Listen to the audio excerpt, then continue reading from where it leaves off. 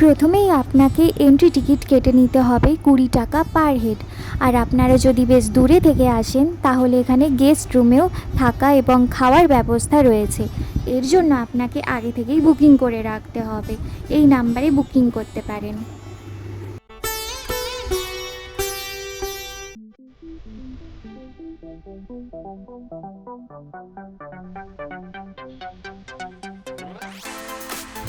রাজবাড়িতে রয়েছে বিশাল প্রাসাদ, সুন্দর বাগান, পুরনো রাজকীয় স্থাপত্য এবং রাজ পরিবারের গৌরবময় ইতিহাস। কথিত আছে প্রায় 1600 শতাব্দীর দিকে এই রাজপরিবারের উত্থান হয়। প্রায় 1800 শতাব্দীতে রানী জানকী দেবীর শাসনকালে মহিষাদল রাজ্যের বিশেষ উন্নতি হয়েছিল। অনেকেই মনে করেন পুরনো রাজবাড়িটি একই সময়ে তৈরি, কিন্তু রাজবাড়ির পুরনো রঙ্গিবাসান প্রাসাদ এবং পরবর্তীকালে নির্মিত ফুলবাগ প্রাসাদ দুটি ভিন্ন সময় প্রাসাদ কিন্তু এখানে রয়েছে।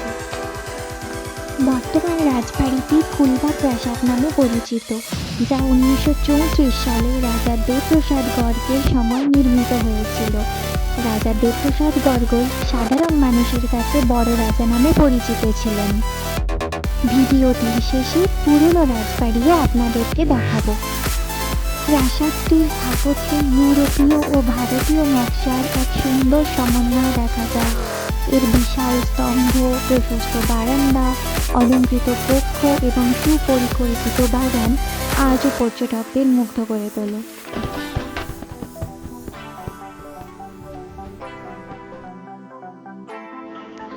রাজবাড়ির ভেতরে এখনও সংরক্ষিত রয়েছে রাজপরিবারের ব্যবহৃত বিভিন্ন আসবাবপত্র, অস্ত্র, নথিপত্র এবং বিভিন্ন সময়ের ঐতিহাসিক নিদর্শন, যা সেই সময়ের রাজকীয় জীবনযাত্রার পরিচয় বহন করে। তবে ভেতরে ফটোগ্রাফি ও ভিডিওগ্রাফি কিন্তু একদমই অ্যালাউ নয়।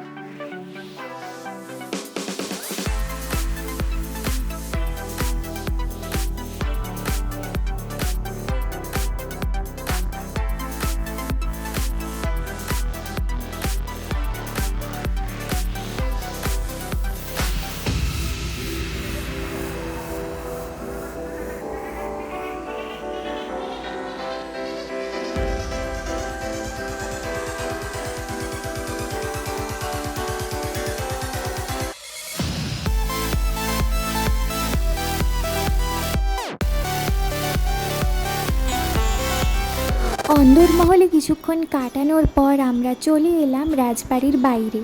সেখানে রয়েছে একটি সুন্দর বাগান, শিব ঠাকুরের একটি সুন্দর মূর্তি এবং তার সামনে রয়েছে একটি ফোয়ারার ব্যবস্থা।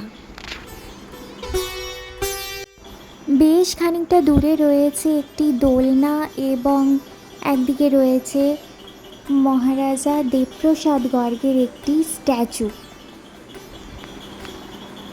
এখানে বাইরে বাগানে রয়েছে বসার জায়গা, এখানে বসে আপনি বিভিন্ন ফটোগ্রাফিও করতে পারেন। রাজবাড়ি ঘুরে দেখার পর যদি একটু বিশ্রাম নিয়ে ভালো খাবার খেতে চান তাহলে ঠিক পাশেই রয়েছে সুন্দর একটি ফ্যামিলি রেস্টুরেন্ট, রাজার হালে ক্যাফে অ্যান্ড ফ্যামিলি রেস্টুরেন্ট।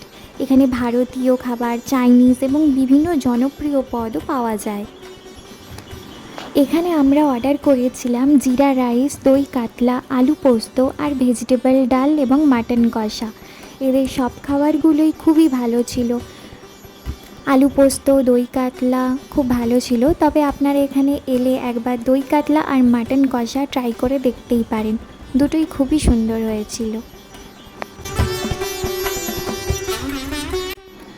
আজকের মতো এই পর্যন্তই। আশা করি রাজবাড়ি সম্পর্কে নতুন কিছু জানতে পেরেছেন। ভিডিওটি কেমন লাগলো কমেন্ট করে অবশ্যই জানাবেন। আর পরবর্তী ভিডিওতে আপনাদের দেখাবো রাজবাড়ির প্রাচীন মন্দির এবং পুরনো রাজবাড়ি। এর জন্য চ্যানেলটি সাবস্ক্রাইব করে অবশ্যই পাশে থাকবেন। ধন্যবাদ।